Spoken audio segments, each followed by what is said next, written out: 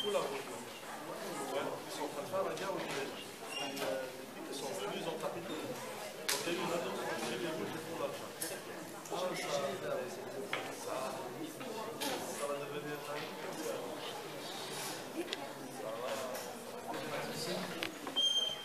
La séance de la matinée a été un peu dédiée un peu plus au monde universitaire, donc l'académicien.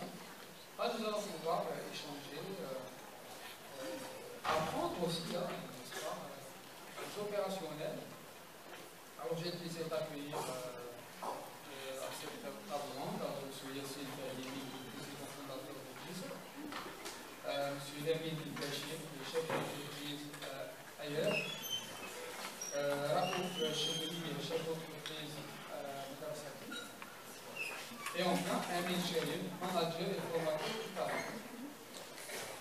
Bien, alors, avant de commencer à discuter sur la problématique du numérique et d'échanger avec nos invités, je vais demander à chacun de se présenter assez rapidement, une minute, pour voir un peu le contexte, la personne, le contexte et un peu l'entreprise notamment. Vous avez un micro juste devant vous.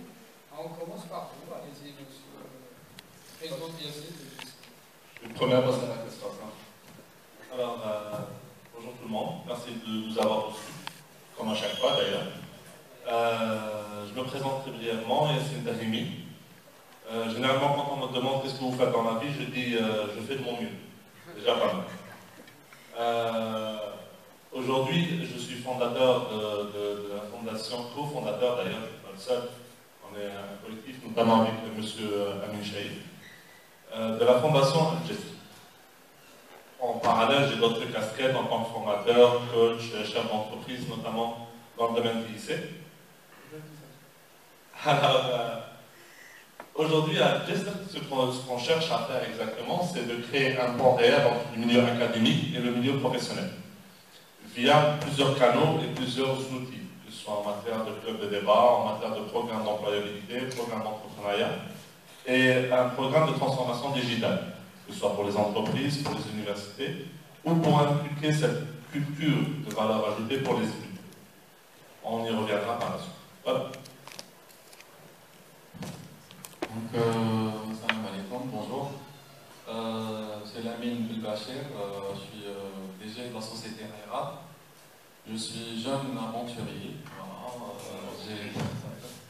j'ai fait un cursus universitaire, donc je suis de deux formations, donc marketing managérial et aussi IT. Voilà, donc j'active dans le domaine depuis une dizaine d'années. Voilà, donc je suis là, merci de m'accueillir, merci pour cette initiative aussi, pour le staff de l'école. Donc on est là pour discuter sur le digital, la transformation aussi, le processus et quel est le rôle pour l'enseignement de l'université. Amin Chaïf, bonjour tout le monde, salam alaikum, Azad Fidaoun. Et puis, moi aussi j'ai plusieurs casquettes comme mes camarades. Aujourd'hui, je vais plus parler de la casquette GIS, qui est le pont entre le monde universitaire et académique et le milieu professionnel, et en quoi le digital est une opportunité incroyable. Et je vais parler aussi de recrutement, d'employabilité. Là, je vais utiliser un peu la casquette du recruteur, en quoi aussi les nouveaux métiers du digital sont une très belle opportunité pour nous. Bonjour tout le monde, alors je m'appelle Raouf Chebeli. Pourquoi je suis ici aujourd'hui? On m'a appelé parce que j'ai une petite expérience dans l'éducation et la digitalisation. J'ai travaillé pour Microsoft pendant une période de 4 ans où j'étais responsable des programmes éducatifs, donc pour l'éducation. Et ensuite, j'ai décidé de faire autre chose. J'ai étudié, j'ai fait un MBA, et ensuite je suis revenu ici pour gérer une école. Donc, on est dans l'éducation, je suis toujours dans l'éducation, mais on a aussi des projets dans l'informatique, parce que je crois personnellement que l'IT pourrait résoudre beaucoup des problèmes qu'on a en cours et surtout en ingénierie. Voilà. Sur les 3 aspects administratifs, les relations avec, bon, pour ma part, c'est les relations avec les parents d'élèves, les élèves et les enfants, mais aussi avec les enseignants. Voilà. Merci. Gardez le micro parce que c'est un baladeur qui va quand même aller d'une personne à une autre. Bien, maintenant qu'on a véritablement un décor qui est déjà monté, on voit effectivement que vous avez des relations avec la foi, aussi bien avec le numérique que la formation, mais également ce pont, n'est-ce pas, entre l'université, l'emploi, par rapport aux compétences acquises, etc. C'est un excellent sujet sur lequel on va pouvoir échanger. Alors maintenant, je vais poser une deuxième question qui est en rapport avec le numérique. Comment votre entreprise, finalement, a-t-elle profité ou saisi l'occasion pour se développer? Et quel est l'apport du numérique là-dedans? Je sais que les startups, autant il y a 20 ans, c'était justement, c'est à partir de ce rebond des TIC, des IT, comme le collège, que nous ont émergé. Quelle est un peu votre historique, votre histoire même avec le numérique, les uns des autres? Allez-y, pas de rôle, c'est bon, Madame Sati. On va le sens inverse. D'accord. Donc, si je comprends bien la question, c'est quoi notre rapport avec les technologies et comment on l'utilise au quotidien dans les entreprises? Je pense que la majorité sont des étudiants ici, et personnellement, ce que moi je recherche quand on recrute quelqu'un, c'est pouvoir utiliser des outils de collaboration. Très simple. Email, par exemple, je vais prendre Gmail, Google Drive, Google Docs, etc. Je pense que la plupart des étudiants font ça déjà, mais j'ai envie de préciser l'importance des outils de collaboration collaborative dans l'éducation, mais aussi en entreprise. Donc, demain, vous allez travailler dans une grande entreprise. Quand j'ai travaillé chez Microsoft, j'avais l'impression que toutes les entreprises travaillaient comme ça, mais en réalité, tout était digitalisé. Et quand je suis allé travailler chez d'autres personnes, je me suis dit, ah d'accord, j'ai compris que c'était pas toutes les entreprises qui s'intéressaient à mettre les technologies en place. Mais mettre les technologies en place juste pour le titre ne sert à rien. Ça vient toujours d'une problématique. On se pose toujours une question. Qu'est-ce qu'on a besoin de résoudre? On a un problème à résoudre, premièrement. Okay. Peut-être on veut collaborer. Pourquoi collaborer? Pour aller plus vite, pour être plus efficace, plus efficient. Ensuite, comment le faire? Parce qu'en réalité, les technologies qui checkent. Si on peut résoudre un problème avec le moindre coût, et ça c'est ce que vous faites ici à l'EHEC, on vous apprend à résoudre des problèmes, mais aussi à penser au coût, donc on le fait. Mais si les technologies peuvent nous donner cette valeur-là, ben aussi on va dans cette direction. Pour ma part, l'aspect collaboratif a changé la culture d'entreprise déjà à notre niveau, au niveau de l'école. Pouvoir communiquer avec les parents, pouvoir communiquer avec les élèves et pouvoir communiquer avec les enseignants. C'est très simple, mais c'est important. Le travail collaboratif est effectivement un élément essentiel dans la société d'information, déjà pour pouvoir échanger des choses ensemble, travailler sur le même fichier même ensemble. Allez-y. Oui, alors je pense qu'il y a 3 éléments à prendre en considération. Le premier, c'est l'aspect commercialisation de nos produits. Le monde est en train de changer. Je vais même aller un peu plus loin en disant que le monde a changé. La révolution numérique, on y est, qu'on le veuille ou non. Maintenant, en tant qu'Algérien, soit on est, on va dire, acteur, pour certains d'entre nous, on est acteur du monde digital. Pour d'autres, on est un peu spectateur. Et c'est un peu la dangerosité des choses. Et ça, par rapport à l'aspect commercial, 100% de mes clients viennent du digital. 100% de mes clients viennent de LinkedIn, de Facebook, des réseaux sociaux.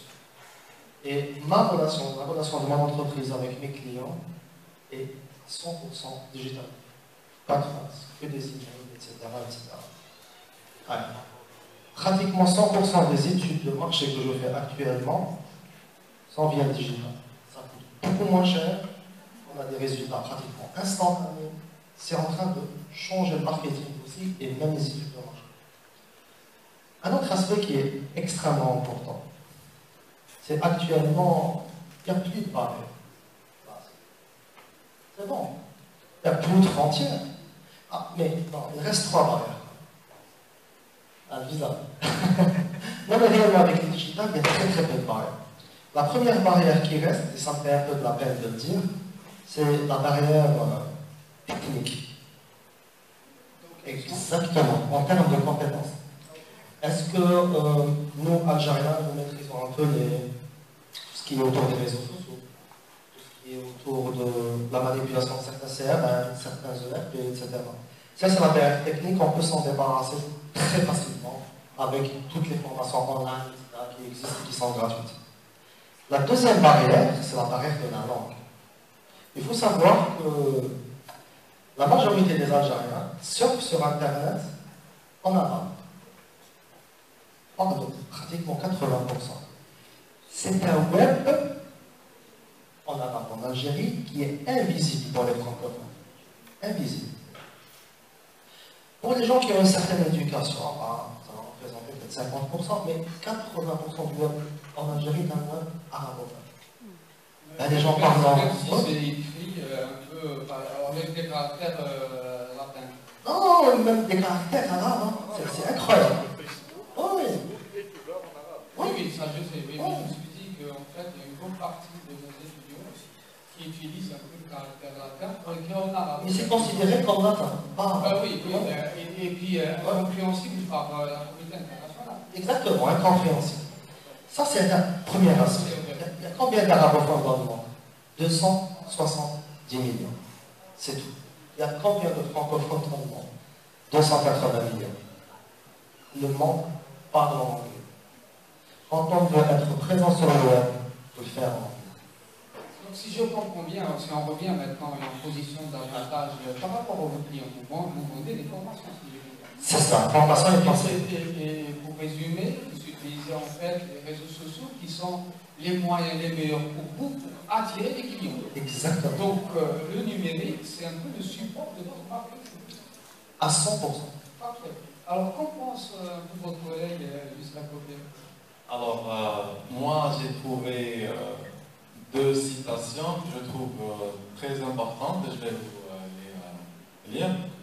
Donc, un bouleversement induit par les nouvelles technologies, la transformation digitale, que l'on appelle parfois aussi transformation numérique, désigne le processus qui permet aux entreprises d'intégrer les technologies digitales disponibles au sein de leur activité. C'est-à-dire là, on parle d'activité, on parle de ressources humaines, on parle d'entreprise, et on parle du monde extérieur, appliqué partner, c'est-à-dire les clients. Et là, nous avons traduit en anglais, il faut traduire, donc la transformation numérique ne concerne pas nécessairement la technologie numérique. Cette transformation, ce n'est pas que numérique. Mais le fait que la technologie qui est numérique permet aux personnes de résoudre le problème traditionnel, mon collègue bien cité, et préfère cette solution numérique à l'ancienne. C'est-à-dire qu'il y a une problématique et nous avons une solution technologique à résoudre. Donc, pour ma part, il y a 4 ou 5 piliers pour cette transformation digitale. Donc, nous avons la technologie elle-même, nous avons la ressource humaine, parce qu'on ne peut pas faire fonctionner cette technologie sans la ressource humaine. Cette ressource humaine doit être qualifiée à utiliser cette technologie. Nous avons le processus, parce que cette technologie n'est pas juste en vrac, qu'elle soit adaptée au processus de l'entreprise, que ce soit à l'école, à l'université et tout, et répond à son besoin, qui répond aussi à la problématique elle-même.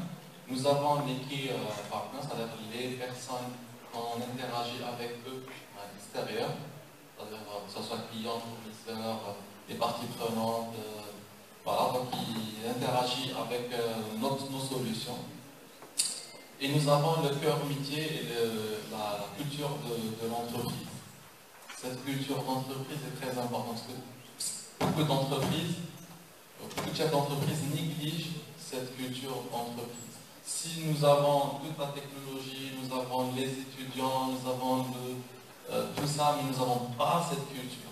Cette culture ne se développe pas comme ça, en appuyant sur un bouton. Mais avec plusieurs formations, avec plusieurs conférences, avec de l'engagement, engagement, voilà, avec l'engagement, le sentiment d'appartenance. voilà, exactement, avec la motivation, incentive, c'est-à-dire avec les motivations, avec tout ça, on crée une culture d'entreprise et une culture d'appartenance à ce défi. Ce qu'a fait par exemple Facebook, Google, les GAFA. Donc, ils ont créé cet environnement d'appartenir à ces plateformes. Donc, je clique sur j'aime, je poste mes photos et tout, donc je veux exister, je veux que tout le monde me voit. Donc, il a créé ce business. Si j'ai bien compris, M. Bulbech, au sein de votre entreprise, vous êtes en train de mettre en place un type de relation au sein de l'entreprise au travers du personnel sur place. C'est un peu ça ce que vous voulez dire. Vous voulez dire au sein de l'entreprise ou à l'extérieur? Au sein de votre entreprise. Oui, c'est normal. Nous, on propose, on accompagne les entreprises pour utiliser cette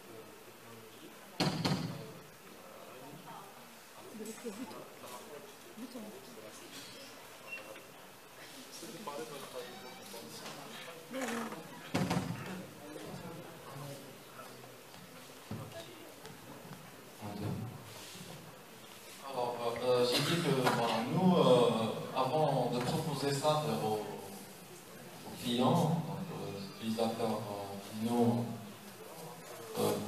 on a utilisé ces technologies internes. Le téléphone, je ne sais pas si j'ai la voix importante, donc je vais essayer de faire mon devoir. Donc nous avons au début eu quelques soucis au sein de l'entreprise, que ce soit en communication, atteinte target, c'est-à-dire atteindre des objectifs, communiquer, collaborer, coopérer avec les systèmes. Nous avons compris avec les boîtes à outils que vous connaissez tous, c'est-à-dire que mon cursus de formation, par exemple la loi de Pareto, McKinsey, Michael Porter, on utilisait des boîtes à outils et nous avons fait sortir des résultats. À travers ces résultats, nous avons cherché à calquer ça sur Internet en cherchant des solutions numériques. Et quand on a déployé ces solutions numériques, il y a eu des résultats positifs. Mais à travers le temps, nous avons, au sein de l'entreprise, c'est des informaticiens. Nous avons aussi des non-informaticiens. C'est-à-dire que nous avons trouvé des difficultés à ces non-informaticiens, comme ceux qui travaillent dans l'administration, la finance et tout, à communiquer et collaborer avec cette technologie elle-même. Et là où le défi, comment ça se passe, il fallait qu'on fait un travail de base, de travail de sensibilisation, donc tout ce qu'on fait, c'est-à-dire même aujourd'hui, c'est-à-dire cette table ronde est très importante au sein de... On y reviendra, M. Bachir. M. Karim, à vous maintenant de nous parler de l'impact par rapport à votre activité, votre cœur de métier, qui est comment créer cette interface université-entreprise, la formation entreprise. On peut déjà prendre exemple sur ce qu'on a fait avant cet événement, avant cette journée d'études, c'est qu'on a lancé un petit questionnaire par rapport au pôle universitaire pour avoir quelques data, un petit peu de data pour pouvoir voir la véracité de ce qu'on va dire et surtout est-ce que ça va intéresser les jeunes, parce qu'aujourd'hui il y a un effort des deux côtés, voire des trois. Je m'explique, c'est qu'aujourd'hui, lorsqu'on dit créer un pont, c'est pas juste entre le milieu universitaire et le milieu professionnel, mais il y a plusieurs acteurs, entre autres l'université, l'étudiant et le secteur professionnel qui va jouer son rôle aussi. Par exemple, on trouve que sur le questionnaire, 100% des gens qui ont répondu au questionnaire ont un Facebook. 60% ont déjà LinkedIn. Et moi et Amine d'ailleurs, on était très étonnés, très fiers de voir qu'il y a des étudiants du pôle Coléa qui sont étudiants et qui utilisent LinkedIn. Parce qu'aujourd'hui, c'est très stigmatisé, on dit que LinkedIn c'est pour les professionnels et pour les gens qui cherchent du business, mais non. En réalité, aujourd'hui, il y a de plus en plus d'étudiants. Moi-même, lorsqu'on m'invite à des événements, on m'invite maintenant via LinkedIn, on ne m'invite plus sur Facebook. Le deuxième chiffre qui est très intéressant, c'est que 94% des gens qui ont répondu au questionnaire apprennent en ligne. Soit via... La majorité, c'est via YouTube. YouTube représente 90%. Mais ils ont également des connaissances sur Open Classroom, sur Canva.net, sur des MOOC. Ça représente quand même des chiffres tels que 35, 40, 45%. Et c'est très intéressant d'avoir ces chiffres-là. Pour nous, en tant que fondation, ou même en tant qu'entreprise qui est active dans le domaine des lycées, savoir ça va mettre en place en quelque sorte et dessiner notre stratégie de développement sur du moyen, court ou long terme. C'est qu'aujourd'hui, avec cette data, on sait aujourd'hui qu'il y a une nécessité, il y a un challenge qui est en face de nous, c'est que l'université doit changer. L'université doit se transformer et doit aller vers une transformation digitale. Que ce soit en matière d'administration, que ce soit en matière de communication interne et externe, ou en matière d'outils pédagogiques. Aujourd'hui, il ne faut plus avoir peur du digital comme si c'était un substitut d'un professeur ou d'un enseignant. Le digital, un MOOC ou une vidéo YouTube ne pourra jamais remplacer le corps enseignant. Par contre, cet outil-là sera non seulement une aide, mais également un booster énorme, que ce soit pour le corps professoral ou pour les apprenants. Peut-être une question un peu plus précise, effectivement, sur ce sujet-là. S'il est vrai que les étudiants, les MOOC, les Facebook et les YouTube, Ils sont prêts à voilà, sont des moyens complémentaires, n'est-ce pas, plus du présentiel, pour améliorer leurs compétences, apprendre des choses. Je ne vois pas personnellement comment ceci peut vous apporter, vous, en tant qu'entreprise, je dirais, quel est l'impact de ça. Est-ce que vous allez avoir finalement une composante humaine en face recrutable de meilleure qualité, qui a des compétences, ou est-ce que ça va être un marché un peu plus? Je ne vois pas trop ce que vous voulez en venir. C'est qu'aujourd'hui, que ce soit en matière de fondation, la fondation a un but très social et sociétal en Algérie. Mais en matière de business, et personnellement en tant que formateur, aujourd'hui, si je détecte qu'il y a un besoin global, c'est que nous aussi, en tant que formateurs professionnels, si on voit que l'université est en train de jouer le jeu et de préparer des MOOC pour les étudiants, ça veut dire que le milieu professionnel et la formation professionnelle va également jouer le jeu. Et c'est là où on rentre sur scène, on va pouvoir directement préparer, soit en partenariat avec des universités, genre faire un cours mi-académique, mi-professionnel en partenariat avec des formateurs qui sont sur le terrain ou des professionnels qui sont déjà sur le terrain, et également créer des formations clés telles que des métiers qui sont le plus demandés sur le marché. Aujourd'hui, lorsqu'on est sur les sites d'emploi, on voit que l'un des métiers les plus demandés, c'est le métier de commercial, sachant qu'il n'y a aucune université qui prépare l'étudiant à devenir un commercial. Il n'y a aucune formation de commercial proprement dit. Très bien. Alors maintenant, une question qui s'adressera à tous, chacun un micro à sa convenance.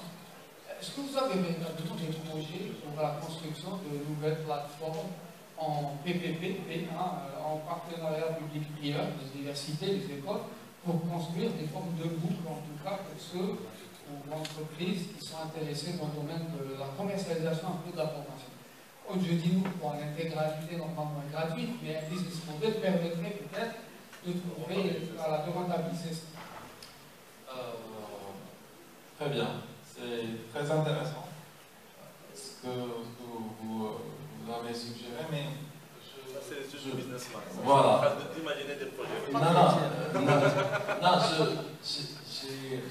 vais rebondir sur quelque chose que vous connaissez. Vous connaissez tous la vie d'un produit.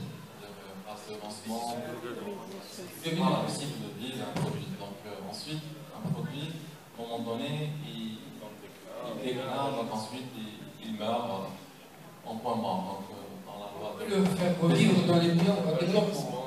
Très très bien. Si on est noble. Si on est noble. Donc si on fait un travail de recherche et développement, ensuite il pourra rebondir. Donc dans la vie.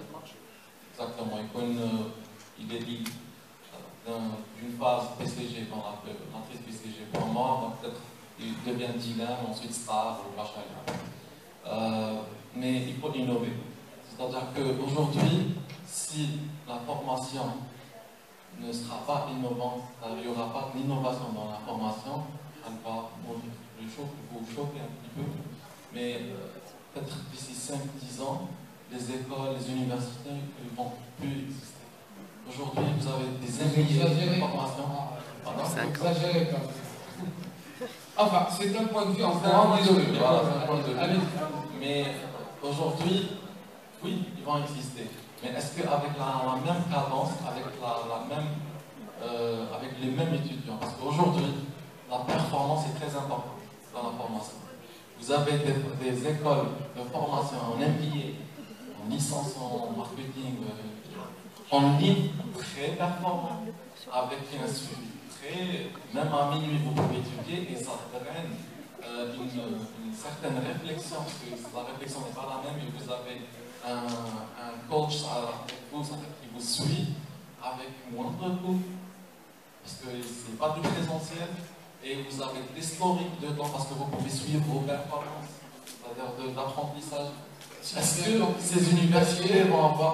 Je ne dis pas que, voilà, je sais que je dois protéger le métier de professeur, mais je dis que, voilà, s'il n'y a pas d'innovation aujourd'hui, il n'y aurait pas. Mais le projet que vous avez parlé sur le partenariat d'un public-privé, il est très important parce qu'il y a un savoir-faire, un transfert de compétences d'un professionnel d'un autre professionnel d'un métier. Et donc un pont, un distance entre un pont est important pour développer ça. Voilà. Je pense qu'aujourd'hui, il est nécessaire de casser cette barrière entre les professionnels et les académiciens. Aujourd'hui, le savoir est nécessaire. Si on fait le métier qu'on fait aujourd'hui, c'est que nous aussi, on est des produits de l'université algérienne. C'est qu'on a eu des outils, c'est qu'on a appris des choses en université qu'on utilise ou pas, mais qui sont une assise pour nous. 100 000 dinars, en plus de ça, elle a exigé une journée de repos en plus. Voilà. Profitera. Qu'est-ce qui a fait qu'elle profitera? C'est que quand tu fais des mots, quand tu fais des mots, le digital. Et bien, le marketing digital est un méthode qui va faire du sponsoring, qui va faire un YouTube, des réseaux sociaux, on fait d'elle un profil rare sur le marché. Et ça vaut dans tous les métiers. Alors, je vous le dis, les métiers de demain seront pratiquement tous en relation avec le digital. RH digital, dans la finance, dans le juridique, tout dans la vente digitale. Transformez-vous en des produits rares. Je ne sais pas par quoi commencer parce qu'on en parlait Ah, je suis presque d'accord avec vous. C'était le cas hier, ça n'est plus aujourd'hui. Demain, oui, le futur sera dans le digital, mais en fait, c'est en train de changer trop rapidement. Et ce que je veux dire par là, c'est que avec l'introduction des intelligences artificielles, tout est en train de changer radicalement dans tous les métiers. C'est-à-dire que vous êtes ici, vous allez sortir pour faire un métier, peut-être que dans 5 ans, il n'existera plus. Peut-être que dans 10 ans, vous en tant qu'étudiant, tout ce que vous devez apprendre à l'université, c'est comment apprendre à faire quelque chose rapidement et l'appliquer rapidement dans le marché. Parce qu'à un certain moment, on va créer un système d'intelligence artificielle qui fera ce que vous faites mieux que vous. Et donc, il n'y aura que quelques métiers qui ne disparaîtront pas. Il y a des métiers philosophiques en rapport avec l'art, en rapport avec ce que l'humain a développé, le néocortex, que l'intelligence artificielle n'est pas capable de faire pour nous. Donc, normalement, cette bataille de la digitalisation, j'ai vu pas y arriver, normalement, on aurait dû la faire hier. C'est pas trop tard, il faut la faire. Je vais répondre à la question qui a été posée, qui est comment le marché. Pardon ? ne sera pas noté dessus. On sait jamais. Donc, comment le marché utilise et peut aider les universités à créer des mots? En fait, la question était dans ce sens, est-ce que vous, en tant qu'entreprise, est-ce que vous songez à un moment, en évasion, en disant, est-ce qu'il est possible de faire des livres avec l'université? D'accord. Alors, le point le plus important dans les mots, c'est pas le système. Il ne faut pas voir l'aspect électronique. Le plus difficile à avoir, c'est le contenu. C'est un contenu de qualité. Et c'est là qu'il faut faire à l'université. Absolument. C'est là où l'université a un avantage considérable sur le marché. Donc, oui, effectivement, il faut qu'il y ait, comme disait Yacine, il faut briser cette barrière-là entre l'université et l'entreprise.